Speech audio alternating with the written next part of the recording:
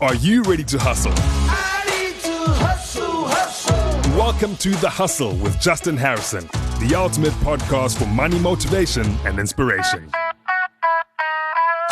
So in this season of The Hustle, we're focusing in on small business development. We're focusing in on side hustles, main hustles, and everything related to entrepreneurship.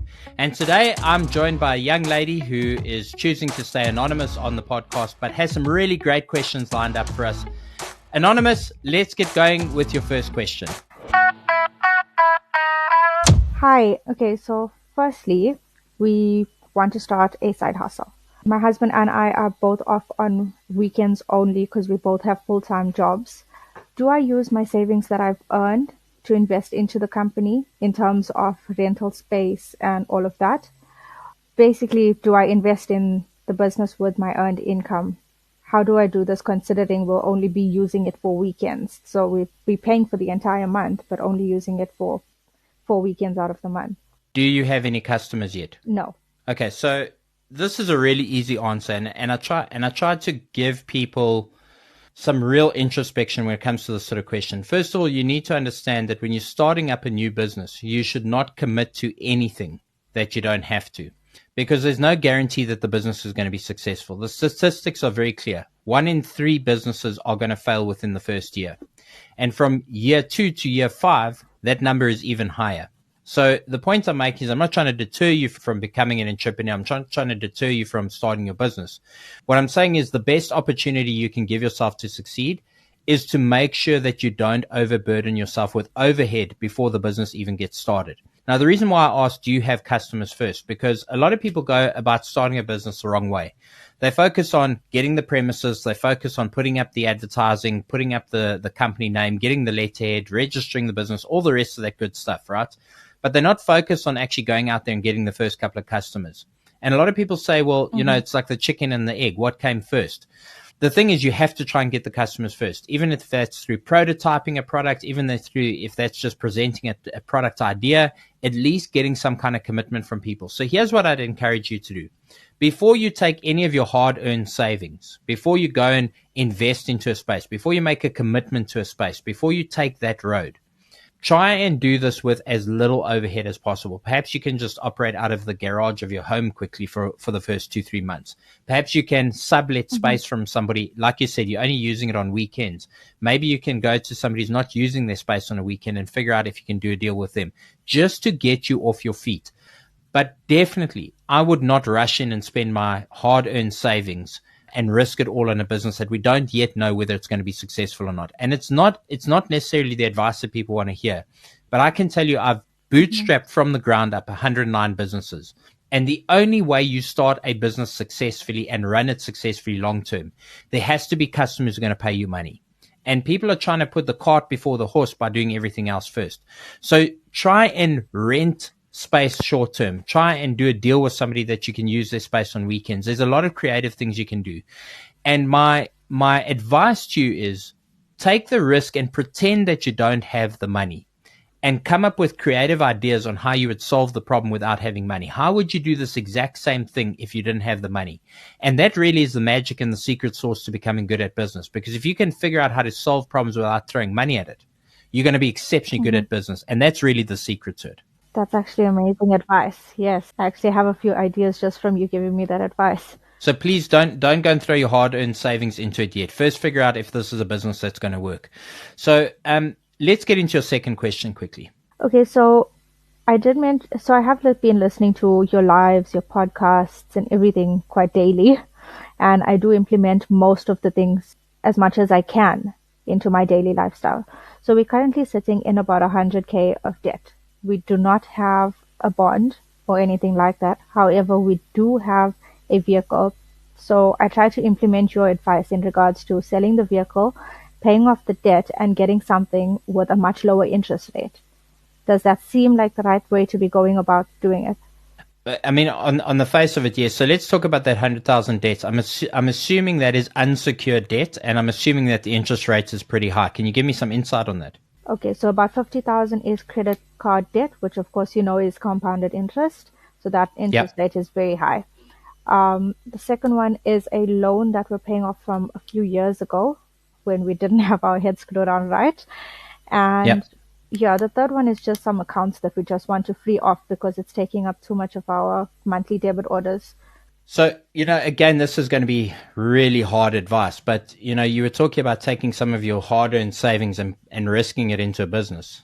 But actually what you should be doing with that savings is paying off your debt, especially that credit card debt, because the credit card debt that's a killer. The debt compounds at a very high rate on the interest rates, and it's a very difficult hole to get out of. My first thing I would be doing if I was you is I would be, instead of looking to put that money, which you see as a safety net right now, that's why you haven't done it. But there's no point in seeing it as a safety net when you're earning, let's say it's in a money market account. Let's say you're earning 8%, but you're paying upwards of 15, 16% on your credit card. That does not make sense. You're literally losing money by having that money in the bank, by saving that money. The best thing you can do is to take your savings and make sure you pay off your credit card. But it's not just good enough to pay off the credit cards, right? You've got to cut them up and make sure that you don't open them again. And this is scary for people. I get people on a daily basis sending me videos of them cutting up their credit cards on my advice and crying because they feel like they've let go of a safety net. But actually, it's not a safety net. It's something that keeps putting you deeper in the hole. And every time that you feel there's a little bit of risk or you don't have the money, it's easy to go into the credit cards because it's unsecured lending. So what you want to do is get rid of those credit cards. That's the number one thing you need to get rid of. And then try and eliminate the other debt by perhaps going to a smaller car if you've still got money left in your savings. But if you're going to start a business successfully, the first thing you need to do is be debt free. And I always tell entrepreneurs this: if you're not in charge of your personal finances, if you're not in charge of your own money, how do you expect to efficiently manage money in a business? Because here's what happens. You're going to start earning money in the business, hopefully. And the problem is that money is going to start becoming a piggy bank for you. You're going to start living off it. No matter what you say today, this is human nature. If that business starts making 100 grand a month in the next couple of months, your lifestyle is going to go up in accordance. And so it is very, very, very important that you understand part of being successful in business is being able to manage money. It's about saying, okay, 50 to 60% of all the profits that we make, we're going to set it aside. We're going to use that to grow the business. We're going to use customer money that customers have paid us and that's left over in profit to grow the business. But if you're not in charge of your personal finances, you bring that to the business because now all of a sudden can't make my car repayment. Now all of a sudden I can't make the credit card payment. So let me just draw a little bit of extra money out the business. And so what happens is your personal issues land up killing the business that hasn't even yet got out of the gates. So you need to start the business only when you're 100% debt free. Let's get into your third question. Okay, so basically growing up, we were never really taught about money or entrepreneurship. We were always taught to have the worker's mindset.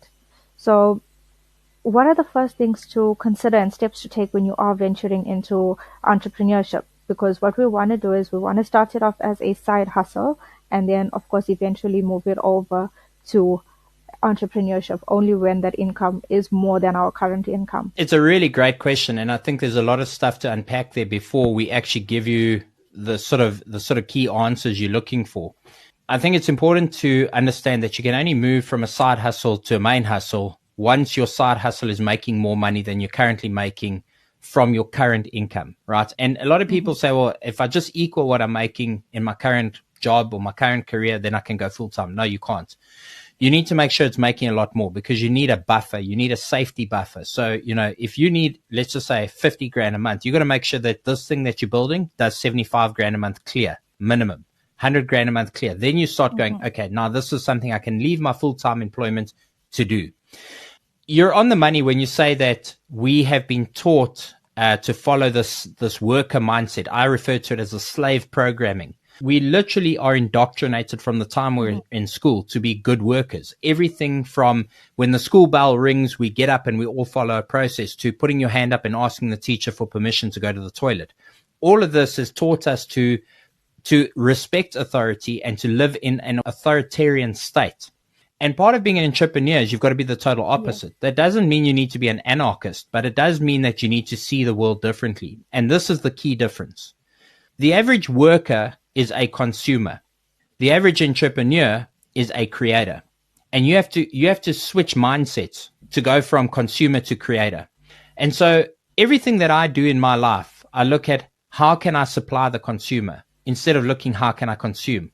So when I walk around a shopping mall on a weekend, I'm not looking at what clothes I can buy or what fancy wristwatch I can put on my arm. I'm looking at where are people spending money and where's the opportunity. That is the difference between consumer and creator. So it's a mindset shift for that firm, first and foremost. The second thing is you need to be really good at financial management. We're not taught to be good at financial management when we're at school, when we're kids, when we come out, we get our first job, we're expected to know what to do with money. And there is a reason for that.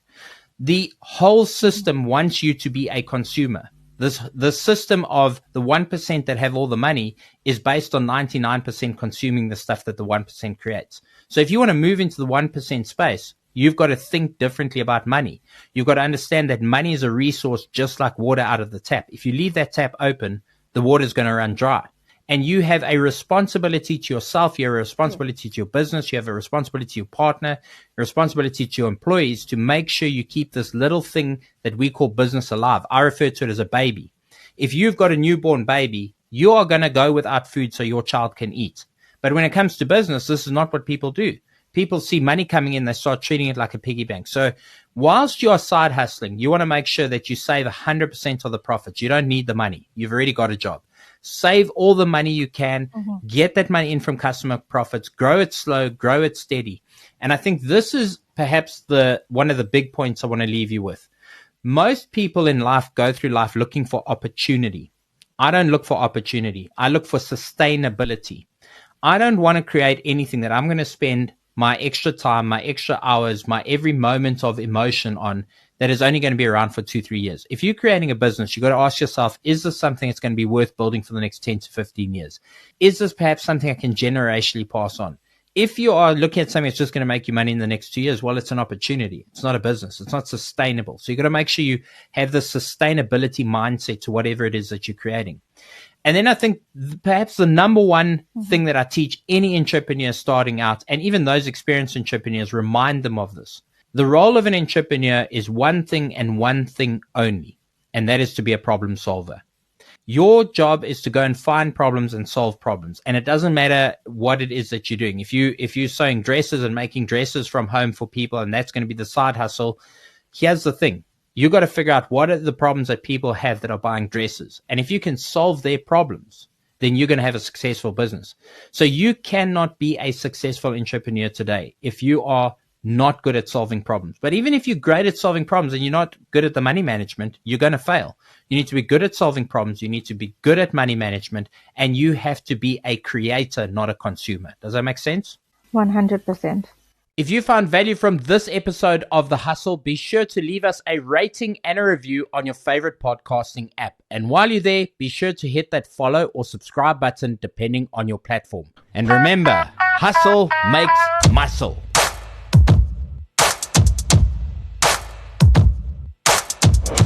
Stay motivated by The Hustle. Talkers talk, but hustlers hustle.